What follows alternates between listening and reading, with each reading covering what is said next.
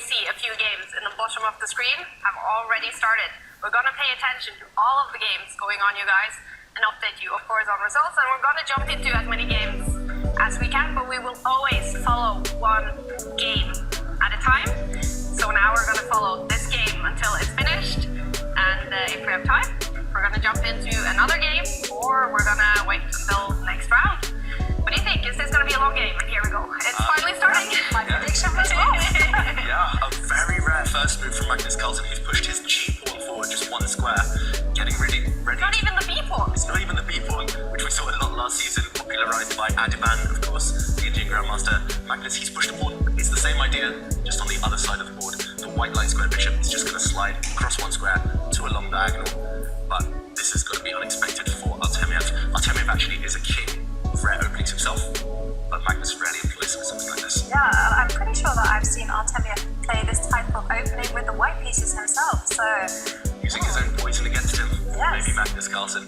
He teased us there, waiting, just letting us kind of hang on the first move, and it's a big surprise already. I'm wondering whether Artemiev knows the game has started, or whether he's just in such big shock of Magnus's first move. Okay, Artemiev does reply, brings his knight out. Very standard, very natural stuff.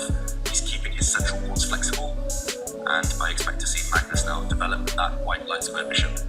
There we go, it sits on the GG square, where it has great range along a very potent diagonal. Yeah, and now I'm curious to see what kind of strategy Artemiev will adapt, because here is just answer it. He's put his pawn on the light squares, so, well, I expect all the pawns to go on the light squares from now on from Artemiev. And there we go. One thing that we expected to see throughout the tour was Magnus eating noodles. He's at it again, already in the first game of the Champion Chess Tour. Right, yeah. Served him well last year. Well, mostly well. Yeah, it was a little bit up and down, actually, yeah. The noodle gambit. And now we see both players revert to more standard, more normal types of development. White has got the king castled, now challenging the black central pawn before black's king is safe. And it's a temporary gambit that can take that pawn, but the black pawn would not last very long. Maybe black wants to maintain more influence in the centre by just backing up his central pawn with another pawn. Critical moment here, actually, because Artemiev has a range of options. He can actually support that pawn in the middle of the board by pushing up his c pawn one square forward, just reinforcing that light square strategy. He can also just castle and just say, hey, I'm going to give you the centre, but what I'm going to do is once you occupy the centre, I'm going to attack it with pieces. He can even, this is a really risky choice, push that pawn one square forward, and that would be the maximalist approach. The black central pawn, yes, gaining as much space as possible. He actually captures. We see a board trade. I was about to say I had a serious case of deja vu, because just last week I played a friendly game against Magnus, and it was in the exact position as black. I brought my knight out, but here Artemiev just chooses to release the tension by exchanging a set of pawns. And I mentioned black has got a pawn up, but it's not going to last long. White's knight now sitting on the edge of the board, not on a great square, but next move Magnus is going to re-centralize that knight, recapture the black pawn, restoring material balance. It's a bit cagey so far.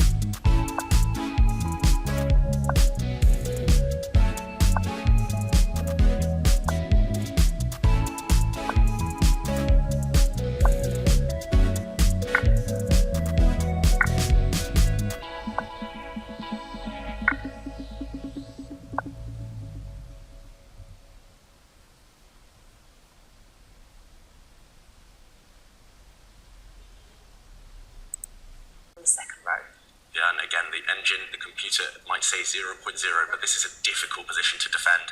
Black is on the defensive, I'm pretty sure, and he's only got 20 seconds left, less than 20 seconds now. So yeah, this one, we might see the evaluation really shoot up in the space of 1 or 2 moves. I think Black has to activate his king now, because, okay, there we go. The Black king is doing nothing, not contributing. White central pawn there, the white d5 pawn, the pass pawn, is going to start marching at some point, so the Black king has to move but the computer has shot up suddenly. What could White's idea be? Feels like White has to activate the queen now. Can White jump in with the queen, start attacking some of Black's pawns? I think you can. I think you put her on the 5th row, I think, because the main thing that White has to calculate is whether the Black queen can activate herself and start posing a threat to the White king. But I think it's not a problem. I'm pretty sure it's not a problem because White's queen is so powerful. I mean, if it is a problem, then you find a safe place board. He's found it, and look at this, it's a pawn race. White's pawns are going to be just 1 move quicker. And there we go. White's going to continue pushing that pawn in the centre, I think. The queens, there's tension there, but it's as if they don't exist, so the queens are traded. I think the Black king might even get checkmated. I hope we see checkmate on the board. Artemiev is about to allow this. 2 queens, and then Magnus will deliver checkmate.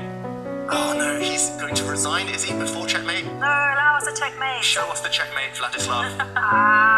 Well, what a start though for Magnus Carlsen in the Meltwater Champions Chess Tour 2022. What a win and what a game! What a game. It really heated up at the end there. Yeah. I mean, we said it. Computer said 0.0, but if you have less than 1 minute